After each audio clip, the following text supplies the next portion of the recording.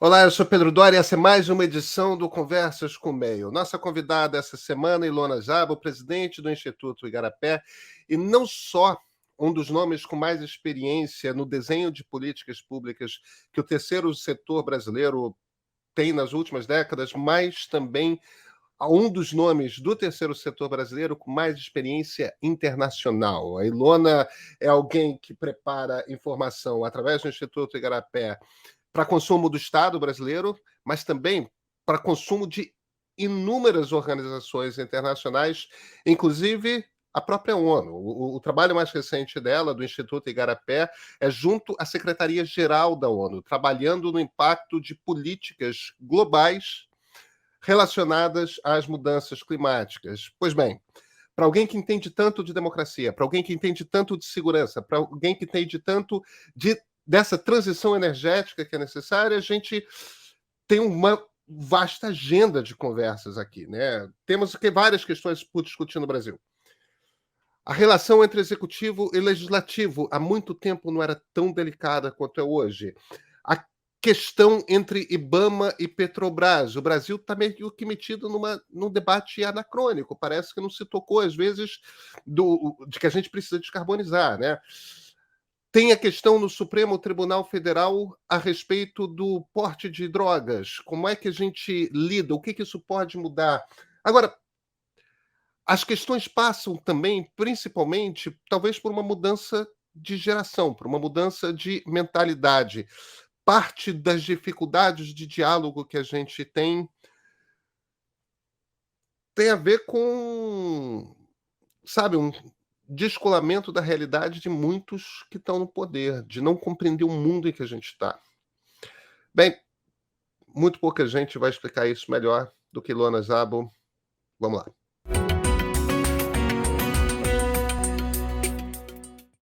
Ilona Szabo, muito obrigado por ter aceitado o convite para a nossa conversa aqui. Pedro, tem tanto tempo que a gente não conversa que eu estou muito feliz. Pois é, e semana cheia de notícia, né, Ilona? Muito. A gente tem um cacetão de chefes de Estado latino-americanos em Brasília hoje. Temos um debate intenso acontecendo nessa relação IBAMA-Petrobras, Supremo Tribunal Federal debatendo política de drogas, a questão do porte, se é crime, não é crime, qual é a quantidade, a partir de onde é tráfico. Quer dizer, tem muitos assuntos sobre os quais eu gostaria de conversar com você, Ilona.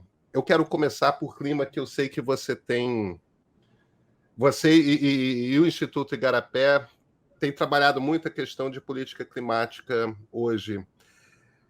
Sou eu que acho absolutamente surreal que o governo tenha decidido apresentar, que o governo Lula, não outro governo, mas esse governo que vem pós-Bolsonaro, tenha decidido anunciar como primeira política voltada para a Amazônia cavar um poço de petróleo? Olha, Pedro, esse é um tema que a gente vai precisar assim, despolitizar para entender tecnicamente o tamanho do imbróglio, né? Mas, obviamente, há ainda acho que uma ideia de que a gente pode dissociar a questão energética da questão de florestas, ambiental, da questão, por exemplo, de poluição, da questão de direitos de povos indígenas, e não acho que a gente se atualizou na dimensão global que todas essas questões têm hoje, né? Certamente a questão, acho que ambiental e obviamente o tema, a pauta Amazônia, foi o que trouxe, né, desde até um pouco antes das eleições e logo pós-eleições, o presidente Lula de volta às mesas globais, né? Todas as visitas internacionais foram baseadas em compromissos nessa agenda. E, de repente, o que a gente vê é que há como se a gente não estivesse entendendo, e aí eu faço essa pergunta, estamos entendendo, né? Um anúncio dissociado, né? Tentando dissociar a Amazônia de petróleo. Então, deixa eu tentar colocar aqui de uma forma. Na minha cabeça, falta primeiro uma grande ambição, uma grande visão de o que é a política climática brasileira, né? Vis-à-vis o que a gente tem de desafios globais. Eu acho que o Brasil está apostando em reduzir a sua emissão de carbono com queda de desmatamento, porque sim, o principal causa, né, de emissão aí é a questão do uso do solo. Porém, ficou muito claro para quem não sabia, né, que o Brasil não tem um plano de transição energética. A gente segura e acha que basta, né, a gente ter, obviamente, uma vantagem comparativa com vários outros países de ter uma matriz de eletricidade, geração de energia elétrica muito mais limpa do que a maior parte dos países, isso é verdade. Porém, não dá para a gente achar que não dialogar digamos aí, num plano sério, né, de o que a gente está pensando em fazer com carvão, com óleo diesel, né, com a gasolina, com gás, e sabendo que isso é faseado, Pedro, eu acho que isso é muito importante a gente colocar, sabendo que não é para amanhã. Mais dissociar isso de uma discussão sobre a Amazônia, para mim, a gente não compreendeu que essas agendas estão absolutamente relacionadas, né? E isso vai gerar não só, acho que, problemas já de reputação, mas também eu acho que essa falta de ambição e visão muito clara pode fazer a gente perder o último trem, honestamente, a caminho do mundo desenvolvido. Porque o mundo desenvolvido ele vai ser um mundo de baixo carbono em tudo, em tudo. E os Estados Unidos, a Europa e a própria China, que é bastante incoerente lá também, a gente pode falar sobre isso, mas estão muito avançados no processo aí de desenvolvimento de tecnologias, um por incentivo, o outro por penalidades, o outro por baita investimento governamental nessa transição energética e climática. E a gente ainda não fez essa opção.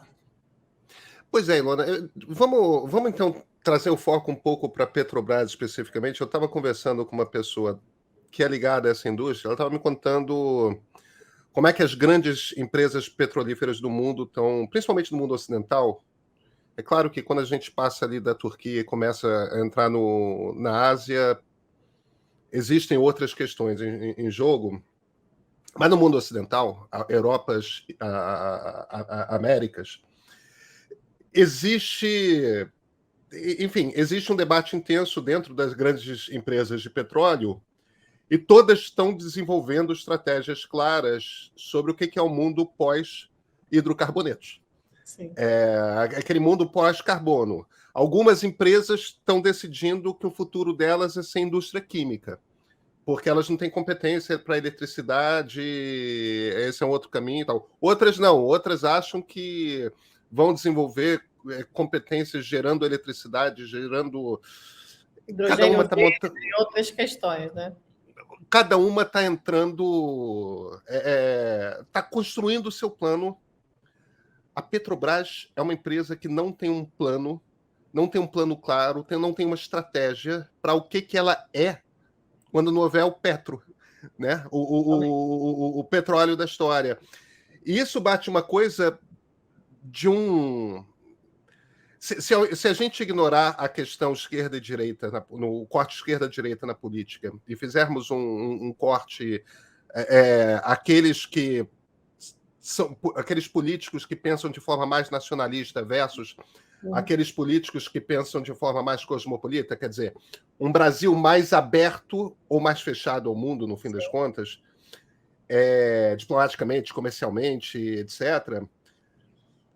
Esse nacionalismo brasileiro, que sempre foi muito forte, o Brasil sempre foi um país muito fechado, ele ainda tem a imaginação dele toda muito no entorno dessa empresa Petrobras, né? Verdade. E parece que nem esquerda nem direita conseguem entender que... Gente, daqui a 10 anos a realidade já vai ser muito diferente. Como assim você vai cavar um poço que vai começar a dar petróleo daqui a 10 anos e você acha que isso é uma política de Estado? Eu acho que até para... Pedro, acho que o que acontece... Enfim, você tá dizendo aí, né? A gente tem um nacionalismo que nos fecha e também nos faz um pouco surdos. Porque não é uma questão, digamos assim, de opção. O que eu já escutei, conversei muito, eu tive recentemente a oportunidade de estar num Conselho Internacional do Secretário-Geral da ONU, onde eu coordenei o grupo de governança climática global. Como é que a gente melhora essa forma, né, de entregar a transição, e não só para os países que têm dinheiro, e justamente para os países que não vão ter o recurso que os Estados Unidos têm para fazer lá o ato, né, de redução da inflação, que é toda a política de transição energética, a Europa, a China, mas, enfim, como é que a gente entrega isso para países, obviamente, menos desenvolvidos, mas também de renda média, como o Brasil?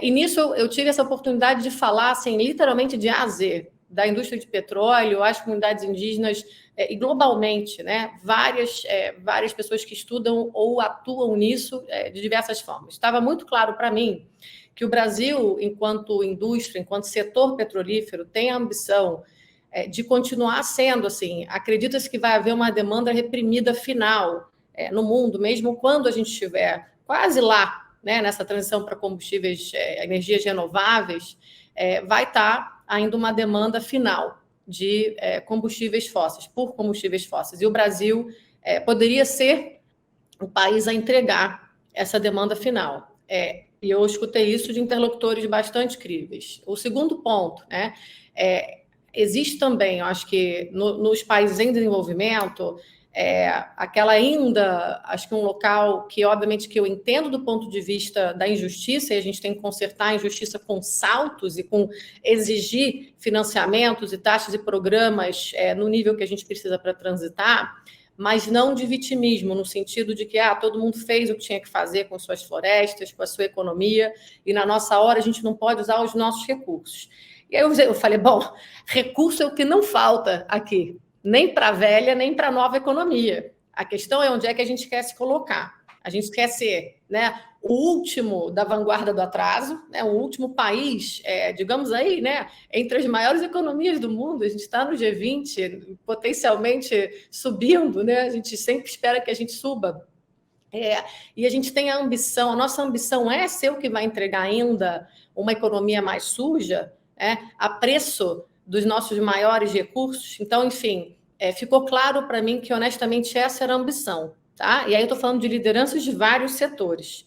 Ambição, porque tem uma justificativa de status quo, de que a gente sabe fazer, que a gente entrega, inclusive, um combustível fóssil mais eficaz, mais barato e eficaz, até energeticamente falando, assim, do ponto de vista de combustão, etc. Estavam me explicando por que é mais até ecológico produzir no Brasil, mas eu já também ouvi essa desculpa em outros países, como a Austrália, etc.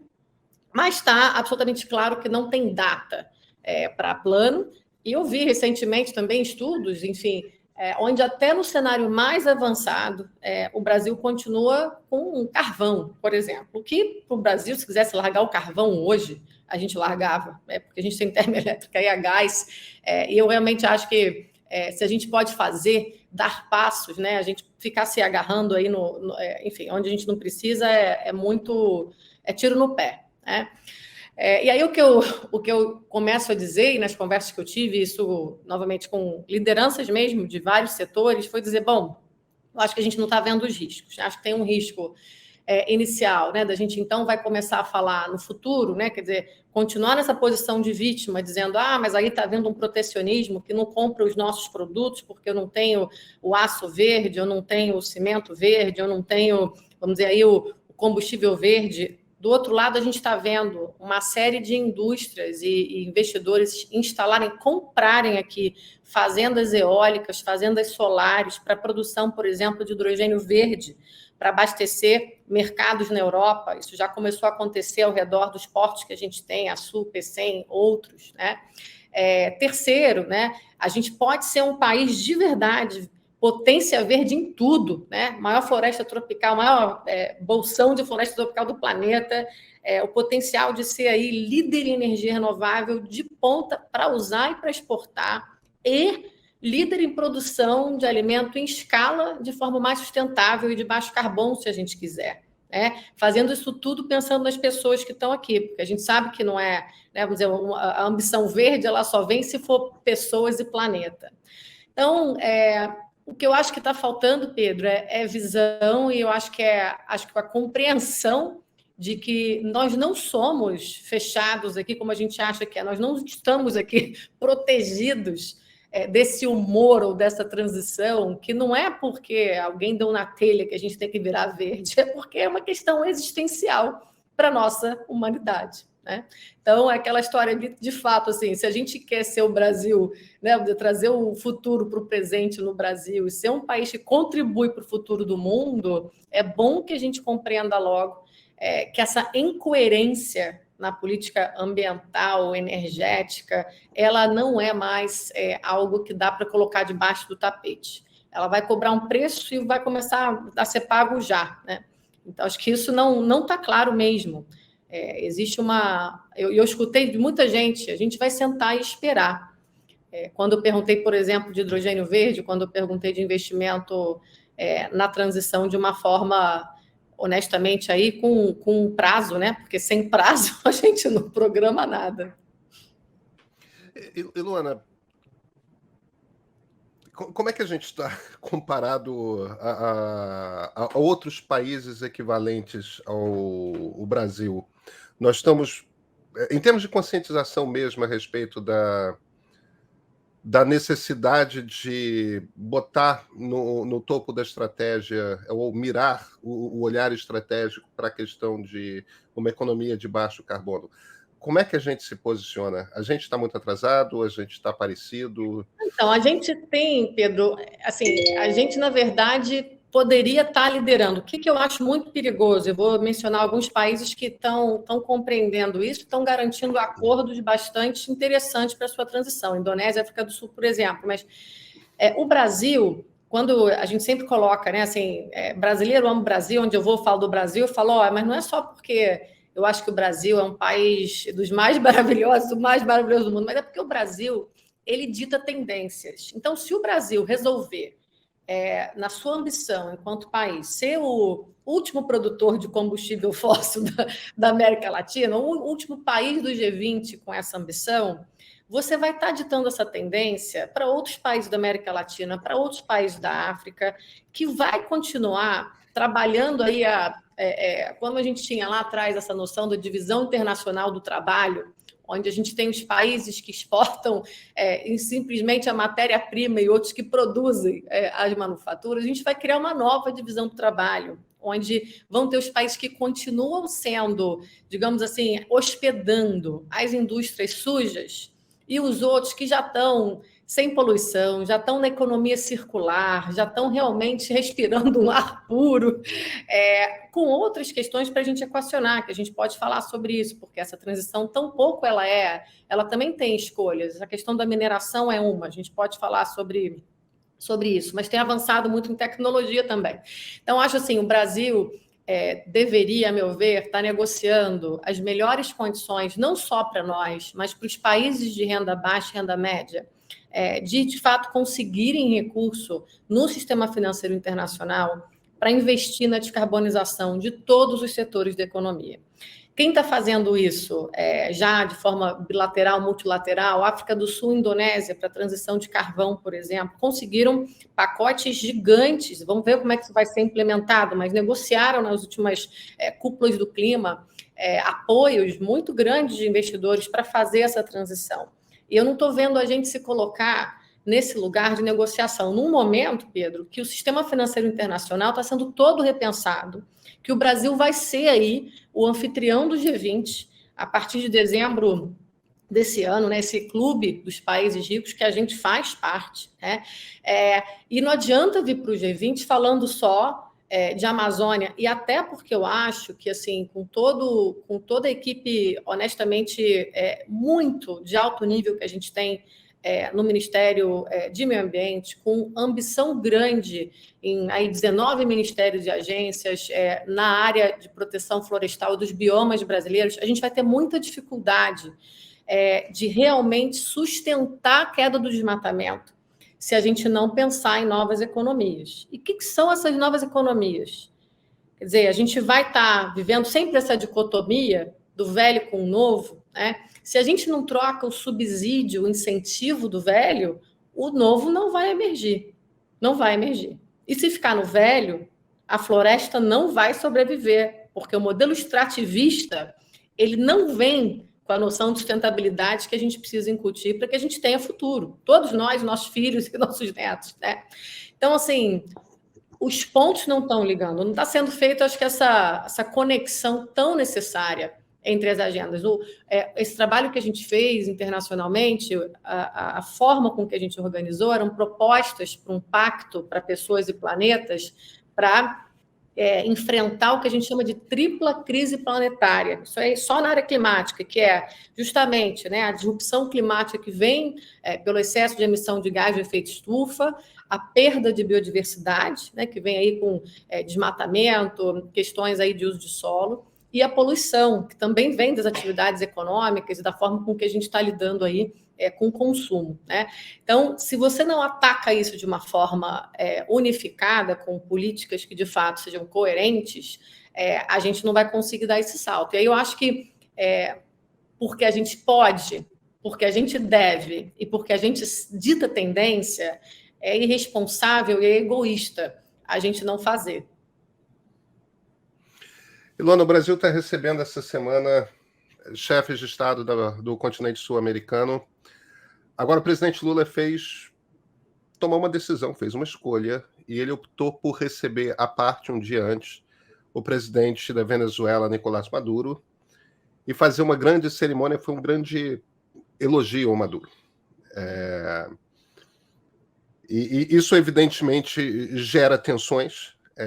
Inclusive, os jovens presidentes de esquerda, não sei se o Petro é tão jovem assim na Colômbia, né? Mas certamente Gabriel Boric no Chile mesmo os jovens presidentes de esquerda, os novos nomes da política de esquerda que surgem no continente, são muito críticos aos regimes de Venezuela, Nicarágua e, evidentemente, Cuba. Com razão, né? Lula é um presidente que escapou de uma tentativa de golpe de Estado. Podemos argumentar que foi uma tentativa meio mambembe, foi de fato, mas foi uma tentativa de golpe de Estado. Tinha a gente, cada vez, pela investigação que a Polícia Federal está fazendo, cada vez essa trama de uma tentativa de golpe de Estado chega mais próximo de Jair Bolsonaro, que é o ex-presidente da República, que é alguém que usou o poder do Estado quando ele era governante para manipular resultados das eleições, para causar impacto nos resultados das eleições, como nunca aconteceu na Nova República com nenhum outro presidente. Qual é a leitura que você faz dessa escolha, que é uma escolha cada vez mais ativa, por parte do presidente Lula, de buscar e elogiar e reposicionar no mundo alguém como Maduro, que é um ditador, né, Ilona? É duro, Pedro, porque... E aí eu acho que faço aqui uma afirmação, assim, é importante que o Brasil mantenha relações com todos os países do mundo. Então, assim, no âmbito do que a gente vem falando aqui, passando a questão do multilateralismo, o Brasil é um dos poucos países no mundo que mantém relações diplomáticas com todos os países do mundo. Isso tem um valor grande. O que não tem nada a ver com você escolher, destacar, elogiar e minimizar os, digamos aí, efeitos de uma ditadura como a Venezuela. Até porque, a gente até já conversou sobre isso antes, o que o Bolsonaro estava tentando fazer com o Brasil era muito um caminho de venezualizar. Ou seja, a gente tinha um caminho muito parecido com o que Hugo Chávez, depois Maduro, conseguiram fazer na Venezuela. Então, acho as duas coisas... Isso não seria impossível para o Brasil receber Maduro numa cúpula de líderes da região, né, da América do Sul, sem, obviamente, dar destaque, inclusive porque a gente não viu os outros presidentes, né? Eu acho que tem assuntos e tem, digamos, sinergias com outros chefes de Estado que a gente poderia estar explorando, inclusive mediaticamente. Então, escolheu-se, né, normalizar aí relações que, sim, foram estressadas nos últimos 2 mandatos, em especial no último, e que poderia ser, vamos dizer, a gente poderia normalizar as relações, mas dando os recados corretos. E muitas vezes na diplomacia, Pedro, a gente não dá nenhum recado publicamente, né? A gente conversa no bastidor. O Brasil é um país de mediação, é um país que tem a confiança desses países do G77, é um país que de fato, se coloca e precisa, até para o que quer pleitear internacionalmente, retomar essa posição de líder. Mas eu acho que não novamente, pisando em cima dos valores que são tão fundamentais para o próprio país. Em especial, você falou bem, a gente acabou de passar por uma tentativa de golpe. Quer dizer, a democracia que nos é tão cara, tão recente e tão acho que frágil, né? Como a gente vê ainda nessa construção de consolidação, como é que fica? Eu acho que a gente volta de novo, tem uma incoerência nessa postura, né? Então, é difícil navegar um mundo onde você está em clubes hoje, você pensa o BRICS, você pensa o próprio G77, você pensa como é que a gente vai navegar um mundo multipolar, onde as maiores potências estão, sim, entre, né, autocracias, né, ditaduras e democracias. Então, é fácil para o Brasil? Não. A nossa diplomacia tem capacidade? Tem. Nós somos um país de tradição multilateral de cooperação? Somos. Mas a gente não precisa deixar, primeiro, de reiterar quais são os nossos valores, de novo, ditar tendências. Porque se a gente normaliza as situações de crise humanitária, de total abuso, de violações de direitos humanos, o que vai acontecer amanhã, né? Eu tenho medo, literalmente, do que vai acontecer nos próximos ciclos que a gente tem por aqui, porque a gente venceu aí, a democracia venceu uma eleição numa margem muito apertada. Muitos democratas que fizeram essa opção para a democracia não estão satisfeitos com o que estão vendo agora. Então, o que vai acontecer em 2026, nós não sabemos, né? Acho que a única coisa que a gente poderia tentar evitar, novamente, coletivamente, é que a nossa democracia fosse colocada à prova, né? A gente precisa seguir aí, pelo menos, num rumo. E eu tenho bastante receio desse tipo de atitude, da mensagem que ela passa, né?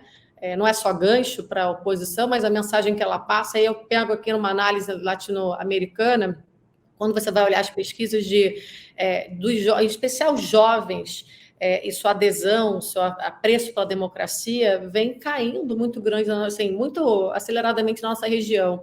Então, você vai tendo todo esse simbolismo, né? Os nossos líderes e os nossos exemplos, os nossos jovens não sabem muito bem qual é o valor, né, de uma democracia. E aí ainda vem o mundo digital, e aí você sabe o que isso significa, né? Pois é, isso... Qual o peso, te parece, que um chefe, que um líder político deveria ter nesse momento, como alguém que deveria estar, talvez, inspirando tanto, imbuindo valores democráticos quanto valores ambientalistas, eu digo estrategicamente por conta da questão da necessidade de descarbonização do mundo. Sim. Essa não deveria ser a missão fundamental de um chefe de Estado, de um líder político nesse momento, porque a gente vive uma crise democrática no mundo, porque a gente vive uma crise climática no mundo? 100%, né? Eu acho que tem esse momento onde está falando diferentes mensagens para diferentes públicos, né? A gente esteve fazendo um tour internacional, levando, né, digamos aí, a nossa bandeira.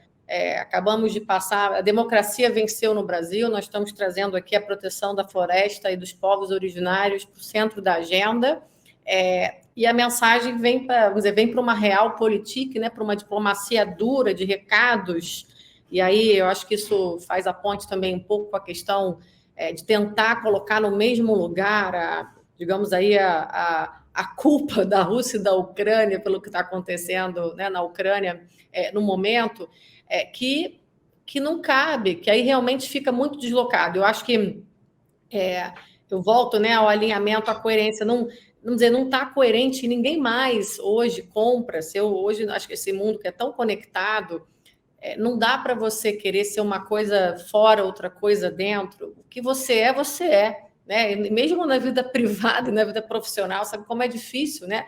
Então, um chefe de Estado, tudo que a gente deseja, depois, inclusive, acho que do período, né, pós-ditadura, o período mais difícil da nossa história, em relação aí a literalmente o mínimo da dignidade do que foi pactuado na nossa Constituição e nos documentos que a gente assinou, né? Assim, o mínimo da civilidade. Eu esperaria mais de um líder que é um líder, né? Que tem um respeito mundial e que, ao mesmo tempo que eu quero o Brasil liderando, eu quero liderando pelo exemplo do que a gente acredita e não sendo um broker de poder jogando aquele jogo duro do poder, porque está ali digamos aí entre os blocos que estão tentando disputar a hegemonia. Eu acho que a gente precisa se relacionar com todo mundo, como eu falei, a gente tem relações comerciais e depende desses parceiros, né? Quando eu falo aí Rússia, Estados Unidos, China, o Brasil precisa de todos, né? Precisa da América Latina para, inclusive, firmar sua liderança frente ao mundo. Então, ele pode, sim, voltar digamos aí, a requerer mais legitimamente esse papel de líder da América do Sul, pelo menos, mas eu não acredito que dá para, cada dia, você resolver dar uma mensagem. A mensagem ela tem que ser única e eu gostaria que ela fosse uma mensagem bem certeira, né, que colocasse o interesse das pessoas e do planeta, né, primeiro as pessoas, mas também da nossa vida aqui nesse planeta, no centro. Eu acho que o Itamaraty está trabalhando para isso, de uma certa forma, e a política no dia a dia não está, vamos dizer, não está deixando, né? Quer dizer, como a gente está vendo aí na mesma questão da queda de braço entre diferentes ministérios, entre o executivo e o legislativo, né? Quer dizer, existe um mundo velho que quer se manter a qualquer preço, né, Pedro? E aí, assim, quem paga o preço infelizmente, a população mais pobre, somos todos nós, mas eu não esperaria que a gente entrasse nesse tipo de situação logo no início de um governo que sofreu tanto para estar nesse lugar, né, de poder aí liderar uma coalizão pela democracia, né? E não está nem sabendo, acho que, usar essas forças que apoiaram a eleição, que são muito mais amplas do que um partido ou outro, né? Nessa passo aí, digamos, vamos dizer, com o Centrão no Congresso, né? Poderia estar usando essa força que fez aí que foi possível essa vitória com uma margem muito estreita para mediar essa relação de troca, de tomar lá da cá, que o Congresso também quer impor, né? Então, acho que não está sabendo usar, e não está sabendo manter essa frente ampla que a gente tanto precisa para os próximos passos que a gente tem que dar, né? Pois é, Ilona, então vamos puxar aqui um pouco para a nossa política internamente, para o Brasil. Você estava falando da relação legislativo e executivo. Nunca essa relação foi tão delicada como está nesse momento, né? Bolsonaro, evidentemente, para evitar o impeachment, entregou o orçamento nas mãos do presidente da Câmara dos Deputados, do Arthur Lira. Arthur Lira não se conforma de ter perdido esse controle orçamentário e está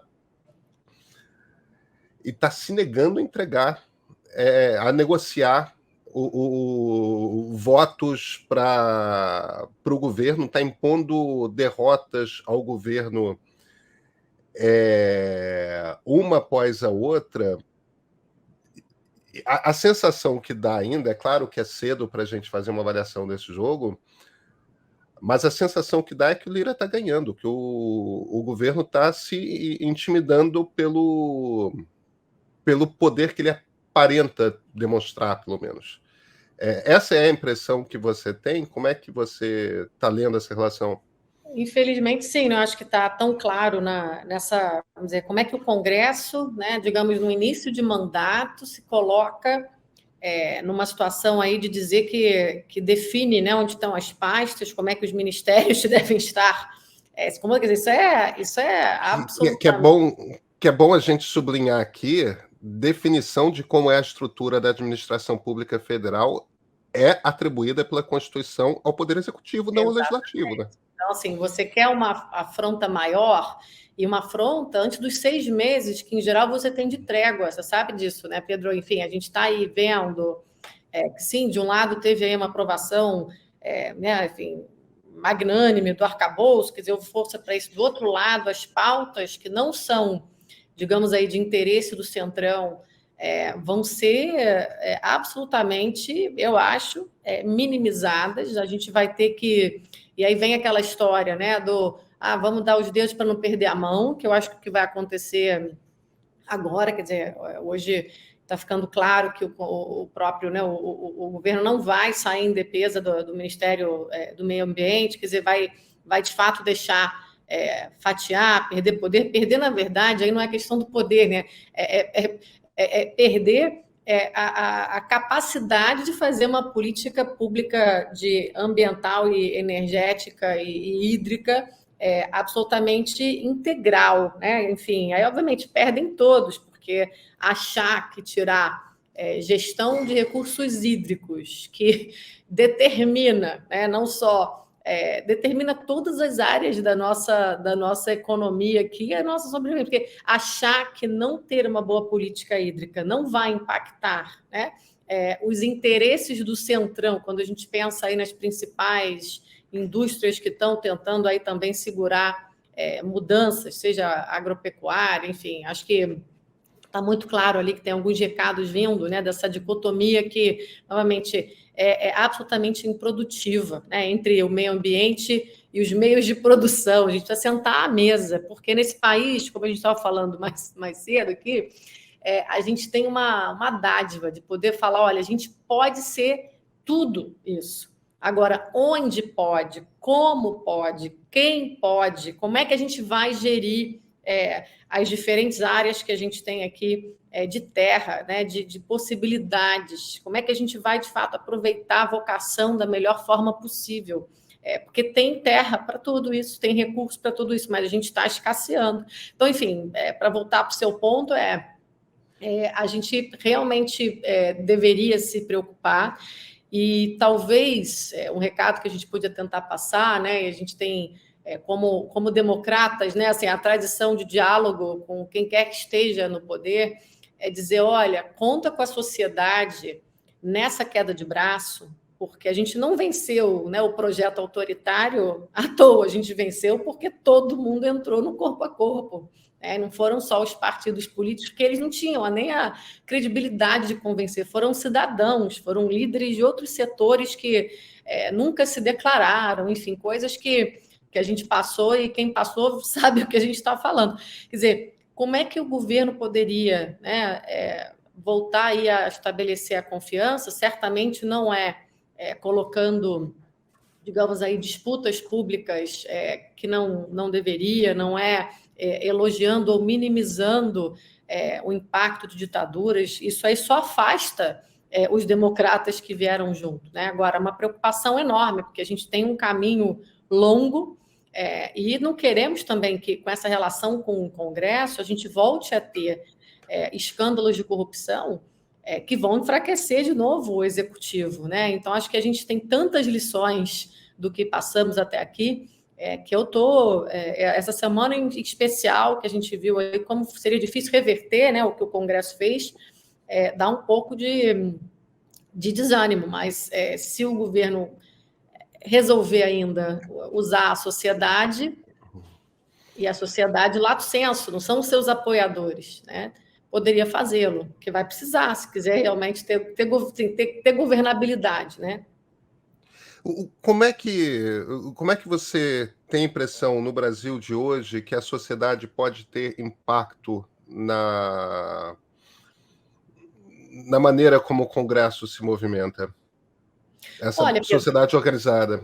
Pois é, assim, eu, historicamente, né, sou uma pessoa que trabalho há 20 anos, tive uma breve passagem, 5 anos em setor financeiro, no começo da minha carreira, e há 20 anos eu trabalho no terceiro setor, né, no setor, enfim, para fins sociais, não lucrativos. E sempre, com exceção aí desse período de 4 anos que a gente passou, onde não tinha interação da sociedade com o executivo, mas continuava a ter com todos os outros tipos todos os outros poderes, né? A gente conseguiu sentar com quaisquer governos que estavam, independente também da esfera. Sempre foi um momento de... a gente pode ter nossas diferenças, mas onde a gente conseguir colaborar, vamos trabalhar com. Então, eu nunca trabalhei dentro de governo, mas eu sempre tentei compreender as dores, as possibilidades, como é que a gente ajudava de fora, né? Ou na mesma mesa, porque muitas vezes eu ajudei enquanto instituição, e já tive em algumas antes de fundar, né, o Instituto Igarapé, dizer, a possibilidade de participar de desenhos, de diagnósticos, desenhos, e inclusive de implementação de programas e políticas públicas. Então, assim, eu acredito nessa parceria. Eu já vi muita coisa boa ser feita junto e com o interesse público no centro. Eu acho que agora, no momento que a gente está, não tem como o governo não chamar as cabeças mais pensantes, técnicas, que de fato tenham o interesse público aí no centro, porque eu acho que é muito tranquilo também a gente colocar quais são as regras, né, quais são as linhas que não se cruzam, para entrar em campo. E assim, quantas vezes, até agora, novamente, a gente continua fazendo o que a gente chama aí, desde a diplomacia pública da sociedade civil, mas também da discreta, para, enfim, conseguir regulamentar algo que foi destruído, para conseguir informar melhor as pessoas que estão dando, né, votos tão importantes. Quer dizer, a gente voltou agora nesse governo com a capacidade de dialogar. A gente nunca dialogou com uma miríade tão grande de atores no executivo, porque os temas que a gente trabalha se transversalizaram, em especial a questão do clima.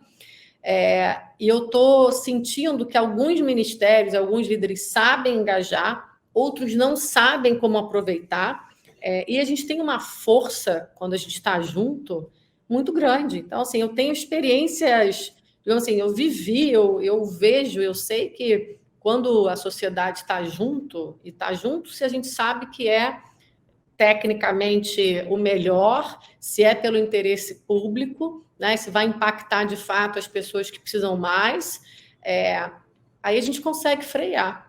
Mas eu acho que o que a gente estava começando a nossa conversa aqui, né, pelos pontos mais polêmicos, isso tem afastado esse apoio público no momento, né? Então, perdemos todos, porque a gente tem trabalhado para apoiar decisões técnicas, informar os planos que estão sendo recolocados, refeitos, ou, enfim, começando a aparecer, de uma forma muito, muito mais de bastidor hoje do que publicamente, o que eu acho, honestamente, até o trabalho que a sociedade civil tem que fazer mais e mais, mas a gente precisa de um conserto que dê as caras. Aí o governo vai ter que escolher, de fato, né, onde dialogar e onde colocar esse simbolismo que a gente, enfim, pactuou para a eleição, né? Porque a incoerência não vai conduzir à coalizão que a gente precisa para dar os saltos que a gente tem que dar nesse país. E aí vencer também um Congresso fisiológico que não tem interesse coletivo na mesa, que está ali, né, no toma lá da cá, só pensando em reeleição, e que certamente, assim, ainda vai entregar nesse ritmo e nesse tipo de pegada questões aí que vão entristecer e vão minar novamente digamos aí, a confiança nas instituições, né? Então, temos que evitar isso, mas é isso, acordar ou dizer para a velha política ou para as pessoas que fazem política há muito tempo de que há uma forma nova e de que a sociedade é parte, tem conhecimento, tem como contribuir. Isso significa também ceder de alguma forma aos jogos puramente de poder, né, e olhar para o interesse público. É a guerra que a gente está, né? Eu acho que essa é a definição que vai dizer se a gente vai para o futuro ou se a gente vai ficar preso a um passado. E aí depois vão ficar reclamando, né? Quer dizer, no fim das contas, se eu entendi bem a explicação que você deu, é jogo de pressão através da percepção. Quando você mobiliza aqueles grupos que têm o conhecimento técnico específico a respeito de determinadas áreas da política pública, você começa lentamente a produzir uma impressão de que, por exemplo, nesse caso, o Congresso está trabalhando contra o país, contra os interesses que são da sociedade. Se você traz lideranças, referências para além do governo, que tenham legitimidade, né, para falar de temas, ou que se coloquem à disposição para defender certos temas por questão do interesse coletivo, você começa a enfraquecer, porque, na verdade, o Congresso, ele também está ali, ele precisa do financiamento, hoje o financiamento de campanha público, mas ele precisa do apoio, precisa do apoio de liderança da sociedade, né? Então, se você começa a trazer lideranças que tenham mais legitimidade, né, para fazer o contraponto, e, de novo, eu acho que isso é possível num ambiente onde você tenha essa relação, onde a gente entenda que as agendas que estão sendo priorizadas pelo governo são, de fato, as agendas que são as prioritárias para o nosso país, né? Claro. Você completa assim o ciclo. Ilona, deixa eu puxar a nossa conversa, então, aqui em paralelo para uma outra questão que vai aparecer essa semana, que é o Supremo Tribunal Federal trouxe de volta para a pauta, já 3 votos a favor, a questão da regulação do porte de drogas, né? No fim das contas, se eu entendo bem, e você entende muito melhor do que eu, então, por favor, corrija alguma premissa minha. Se eu entendo bem, a legislação já deixa claro que existem duas ações que são muito distintas. Uma é o tráfico de drogas, outra é o porte de drogas. Uma é aquilo que é um crime, outra é o usuário. Num caso, você pode terminar na cadeia, no outro, não. Só que nunca foi especificado o que é porte e o que é tráfico. Então, como não existe uma quantidade específica, a polícia faz o que ela quer, no fim das contas. E é assim que tantos rapazes são presos nas periferias urbanas no Brasil com, sei lá, um baseado no bolso, ou meio baseado fumado no bolso, como se fossem perigosíssimos traficantes. E, evidentemente, não são. Tudo indica que o Supremo vai regular, vai estabelecer alguma quantidade que faça o corte e que tipo de impacto te parece isso pode ter na maneira como o Brasil lida com essa questão das drogas ilegais? Então, Pedro, assim, esse é o primeiro passo. Se a gente quer, novamente, também atualizar a forma com que a gente lida com esse tema, trazer que é um tema que é tão central para várias questões aqui de saúde pública, de segurança pública, de criminalização de uma juventude negra, questões que, enfim, tem aí, perpassam mais áreas do que a gente pode imaginar. A gente precisa, de verdade, dar um passo de olhar para quem consome drogas como se fosse alguém que esteja na esfera da saúde, da prevenção, do cuidado, do tratamento, quando precisa, né, porque nem todas as pessoas que consomem são dependentes químicos, e não na esfera aí da polícia. Tá? Então, o Supremo tem a chance de consertar algo que não foi intencional. A lei de 2006, a gente mudou a lei de drogas em 2006 para separar, tirar dois tipos criminais, né? Quem era o consumidor, quer dizer, o porte para consumo pessoal e o tráfico. Só que quando a gente fez isso, a gente tirou do consumidor, de quem portava a droga, a pena de prisão. Porém, esse tipo penal ele continuou na esfera da justiça criminal. Ele não saiu dali. E também não dissemos assim, o que era essa quantidade para determinar, quer dizer, tem critérios subjetivos, e quem define no final das contas, quem vai dar o testemunho, que vai depois, então, gerar ação penal, é o policial. E ele vai dizer, olha, eu acho que esse cara aqui trafica, eu acho que esse cara aqui consome. Mas o primeiro passo de todos eles é a delegacia. Quem consome vai acabar no juizado especial criminal, e aí a advertência, a multa, etc., e quem for julgado de que é traficante vai para o sistema de justiça criminal, penitenciário. Então, o Supremo ele vai poder, nesse momento, dizer, bom, quem porta para consumir, e vamos simplificar, quem consome, não é um criminoso. Então, a justiça criminal, o policial, não tem mais como levar essa pessoa para a delegacia. Dali, ele muda o processo depois dessa história. Pode-se até dizer... Em alguns países encaminha para a junta médica, em outros simplesmente ganha uma multa se estiver em local público. Diversos países lidam com isso de formas diferentes.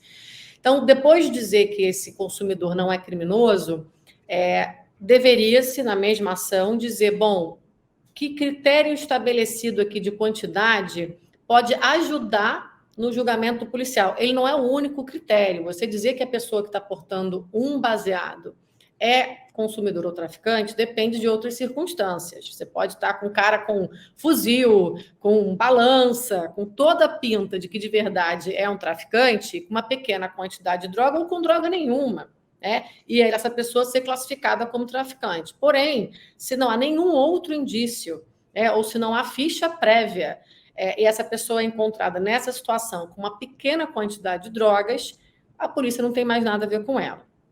Isso é realidade em dezenas de países. É um passo primeiro, porque vários outros, né, aqui na nossa região, você pega Uruguai, quando a gente fala agora de regulação, que é um passo além de você, de fato, legalizar, né, você regular o consumo. Os Estados Unidos, enfim, tem tantas outras experiências mais avançadas do que essa, a gente está bem atrasado. Inclusive, na nossa região aqui, a maior parte dos nossos vizinhos já tirou o consumo da esfera criminal. Tá? Então, eu creio que o STF vai andar nessa direção. Tem uma chance de que fique só na maconha, que ele diga que só o consumo da maconha deve ser retirado da esfera criminal, o que seria, para mim, uma pena, uma perda de oportunidade. Explico por quê. Pensa o alcoólatra. Faz diferença se ele bebe cerveja ou cachaça? Não, ele é alcoólatra. E quem bebe cachaça, em geral, precisa de mais cuidado médico do que quem bebe cerveja, se beber em grande quantidade, tá? Então, quando a gente tira só o consumo da maconha da esfera criminal, a gente continua jogando as pessoas que podem, de fato, desenvolver as dependências mais pesadas com drogas mais danosas na mão da polícia e não do médico, tá? Comparando, só fazendo uma comparação rápida. Então, eu gostaria que seguissem o voto do ministro Gilmar Mendes, que foi o único que optou ali por dizer que nenhum consumidor deveria ser tratado como criminoso, independente da droga, e que aí veio o ministro Barroso e determinou já uma primeira quantidade para maconha, dizendo que quem for pego sem nenhum outro indício, até 25 gramas de maconha, não deveria ser tratado na esfera criminal. Então, enfim, não sei se um vai acompanhar o outro, os juízes podem mudar voto para ampliar o escopo, então, tanto o Barroso quanto o Fachin poderiam mudar seus votos, e eu creio que seria o melhor, porque não dá para esperar do Congresso que a gente estava conversando agora, é um Congresso muito conservador e que não vai andar com essa questão, e isso impacta, né, o serviço aí que o policial presta para a sociedade como um todo, porque acaba que a questão das drogas consome a maior vamos dizer, tempo de hora, homem, recurso do efetivo policial. Então, se libera quem já é consumidor, vai sobrar dinheiro para a polícia lidar com criminoso perigoso. Tá? Também a gente pode direcionar recursos para a saúde pública, né? E reduzir um problema carcerário que hoje, né, as prisões, que deveriam ser aí uma solução para a questão da criminalidade, elas são parte do problema, né? São os escritórios do crime, enfim, são ali lugares onde a gente não consegue quebrar o ciclo. Então, enfim, honestamente, é um passo muito, muito atrasado, zero polêmico, dezenas de países, inclusive minha coluna de amanhã vai ser sobre isso, para trazer referência, um monte de estudo, etc., né? Mas ainda no risco de a gente ficar muito, muito tímido nesse passo, que seria uma perda de oportunidade, porque ele não vai voltar, nem tão cedo, né? No Congresso a gente não vai ver isso andar. Ilona, pois no Congresso a gente não vai ver isso andar, e não vamos mesmo. É evidente que não tem. É um dos muitos temas que estão simplesmente bloqueados, né? A gente não toca neles. A questão dos direitos de pessoas LGBTQIA+, tal, a questão de política ligada a aborto, tem vários temas que são tabus para o Congresso Nacional. Simplesmente não trata, ignora, finge que não existe. Agora, o Brasil não é o único país do mundo que passa por uma onda conservadora. Aliás, não é o único país no mundo que viu aumentar a representatividade de movimentos de extrema-direita. Sim. Mas, imagina, França, Estados Unidos, democracias estáveis, democracias velhas. ainda assim, a maior parte dos países, a maior parte das democracias ocidentais, inclusive nossas vizinhas, tem avançado em todas essas questões. Na questão do aborto, na questão das drogas, na questão... Todo mundo está se movendo, menos o Brasil. O que passa? Eu acho que passa Olha, primeiro que eu acho que em momentos de muita ruptura e mudança, né, a gente está num mundo com muitas questões existenciais. As pessoas tendem a ficar mais conservadoras, com mais medo do outro, com mais fechados nas suas bolhas. Então, acho que tem um ponto que a gente está vendo uma sociedade que não dialoga, uma sociedade que não tem, eu acho que, informação de qualidade disponível para todo mundo, porque a forma com que as pessoas se informam hoje, você sabe bem disso, é diferente do... A gente não parte da mesma base de informação, né? Assim, eu e você recebemos um tipo de informação, meu pai e minha mãe recebem outro nas bolhas que eles estão, nas mídias sociais e nos aplicativos, seja lá, que eles usam. Isso é realidade entre famílias, e eu acho que o que a gente está vendo, né, de um lado, sim, é fácil dizer, o brasileiro é conservador. Bom, o brasileiro ele tem valores, como acho que todos nós temos, e eu acho que valores progressistas e conservadores a gente pode se encontrar em vários lugares, mas o que eu acho que rompeu aí é a forma com que a gente acessa a informação e em quem a gente acredita, tá? Porque... E aí tem a ver com um papo que a gente não teve hoje, mas que eu tenho olhado muito também, porque é existencial, né? Não só para a nossa saúde mental, mas para... Se a gente for pegar aí não só a questão da regulação das redes sociais, mas a questão da inteligência artificial, o que vai acontecer de fato, né, com o ser humano. Mas para a tua pergunta, a extrema-direita, assim, já mostrou, né, mundo afora, que sabe usar muito melhor as redes do que qualquer outro segmento ideológico. Então, tem um problema aqui de que há pessoas sendo informadas e bombardeadas com intensidade e repetição, com informações equivocadas.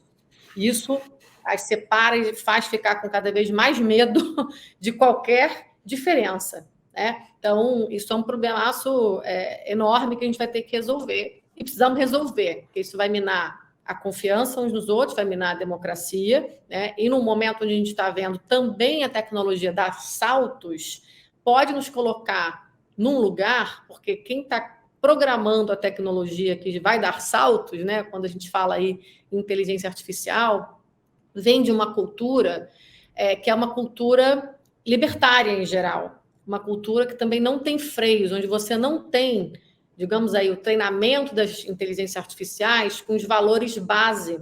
Então, a gente tem, de fato, um risco de ficar cada vez mais extremista no mundo digital. E aí absolutamente, se você me perguntar o que está te deixando mais acordada, porque eu acho que é o assunto que eu sei menos e é o que está mais me perturbando, porque eu entendo um pouco mais dos outros riscos existenciais e tenho fé que a gente consegue ainda.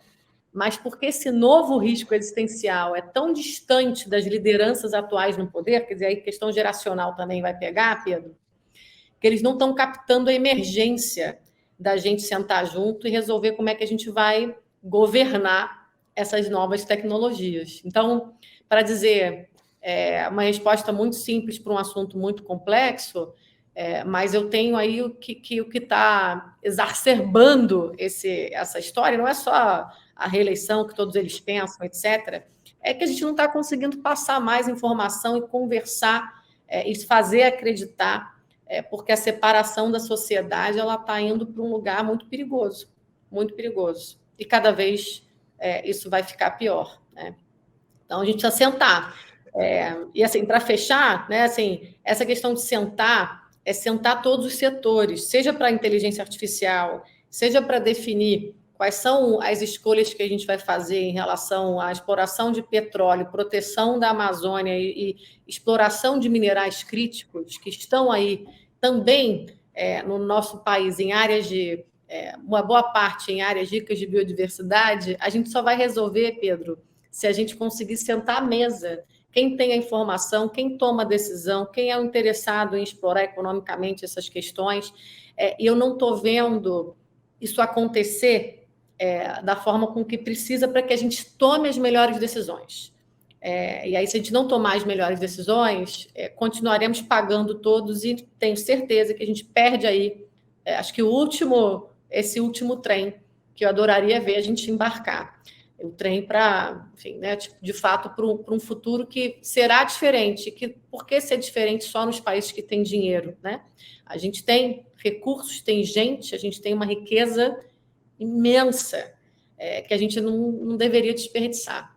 Mas liderar requer escolhas difíceis, Pedro. Eu acho que nossos líderes não estão preparados para mediar e para comunicar honestamente sobre as escolhas difíceis que a gente vai ter que fazer daqui para frente, se a gente quiser trilhar o rumo aí de um futuro mais sustentável, mais justo para todo mundo, né? Mas o preço disso vai ser cada vez maior. E, bom, o Brasil é um país que o mundo precisa. Então, vou continuar tentando, você também, mas a gente tem que trazer mais gente junto, Pedro, para conseguir passar, né? Temos que furar essa bolha dos moderados e ir além. Pois é, eu fico com a impressão um pouco que tem um tema geral nessa nossa conversa aqui hoje, de que nosso grande risco, nossa grande aflição na verdade, numa certa alienação ou um certo anacronismo de quem está no poder. É um pouco como se quem está no poder, ou não todo mundo, evidentemente, mas quem está mais próximo do centro do poder está deslocado da realidade. Se descolou de alguma forma da realidade, né? Isso aí. Está vivendo um outro tempo. Eu acho que está vivendo um outro tempo e tem certezas, né, do que deu certo no mundo, que era um mundo diferente. O mundo está mudando uma velocidade que todos nós estamos tendo dificuldade de acompanhar, porém, é dever que a gente compreenda, quer dizer, que a gente vá subindo, né? Acho que a barra do conhecimento à medida que o conhecimento está disponível, em especial se a gente tem tanta responsabilidade com a caneta na mão, né, de impactar, enfim, né, uma imensidão de população como a nossa. Então, acho que talvez a aflição é essa, né? Temos urgência, a janela temporal que a gente tem para as mudanças, para que esses riscos existenciais, de fato, não se tornem ameaças concretas e que vá poder aí gerar, enfim, né, até no limite a aniquilação, né, dos humanos, mas a gente tem que entender que, enquanto sociedade, vamos continuar tentando, mas que a gente tem que, honestamente, impactar essas lideranças. E aí eu fico pensando, né? Tem tanta gente boa trabalhando com esses líderes, tem pessoas de outra geração. Eu acho que no Brasil tem algo que eu termino aqui para te liberar, mas tem uma certa hierarquia também com a autoridade, né? Para mim, eu sempre respeitei pessoas mais velhas, mais novas, independente de cargo e posição, mas eu não sou uma pessoa hierárquica. Eu tenho muita tranquilidade em conversar com qualquer pessoa, se é sobre, obviamente, bases, né, da boa educação, a gente tem que conseguir dizer, discordar, mas no Brasil não é assim. Então, o que eu vejo também é que você tem muita gente que poderia estar impactando essas lideranças porque tem essa noção, mas talvez por hierarquia e por essa falta de escuta não está conseguindo. Então, eu encorajo, né, para que a gente tenha menos hierarquia, que a gente consiga ter relações mais fluidas, sentar mais à mesa entre diferentes, e mediar essas diferentes decisões que a gente vai ter que tomar com os interesses colocados à mesa. Eles às vezes são públicos, às vezes são privados, mas se a gente sabe quais são, a gente consegue lidar com melhor conhecimento, mas na conversa, e não nesse toma lá da cá, né? Quer dizer, o sonho de ver aí o ministro de Minas e Energia sentado com a Marina, com o ministro de Agricultura e os outros, quer dizer, traçando uma política com Alckmin, né, com o vice-presidente, uma política integrada, coerente, realista, entendendo que um prazo vai ser mais longo do que o outro, que a gente vai ter que trazer as indústrias para conversar, que vai ter que trocar subsídio, vai ter que mudar rumo de incentivo. Como é que pensa, então, nas pessoas que vão perder emprego? Mas fazer isso de uma forma à mesa, porque quando eu e você, assim, que a gente tem a possibilidade, né, de conviver, de viajar e de ver como, digamos assim, democracias do mundo desenvolvido, né, que essa terminologia não é das melhores, mas como os países ricos atuam, é mais coerente, né? Assim, a política é mais coerente. Quando não enfim, a população não aceita. A população não aceita, né? A educação, o pensamento crítico e justamente assim acho que o dever de fazer o certo está mais presente na cobrança aí de quem está na gestão da coisa pública. E aqui a gente tem que lutar para que cheguemos lá e para que as pessoas que têm o interesse público genuinamente, que a gente, mesmo que não concorde com elas, não sejam fritadas em praça pública, né? Porque é isso que a gente vai vendo aí muito cedo no nosso país, né? No começo de governo. Então, temos que bloquear aí, de alguma forma, essa fritura, porque não vai sobrar interesse público para cuidar das prioridades reais que a gente tem que avançar, né? Ilona, deixa eu te fazer uma última pergunta, principalmente baseado nessa sua experiência agora junto à Secretaria-Geral da ONU. De tudo que você tem visto, o que é que te deixa otimista? Olha, se eu fosse falar assim muito rápido, eu vejo uma juventude, eu falo juventude mesmo, jovens tipo que estão aí saindo da adolescência e começando uma vida assim, engajada politicamente, né? E aí nas causas é impressionante a clareza, a coerência, a vontade de apoiar. Então, assim, eu tenho lidado com pessoas jovens que parece assim, de uma sabedoria e de uma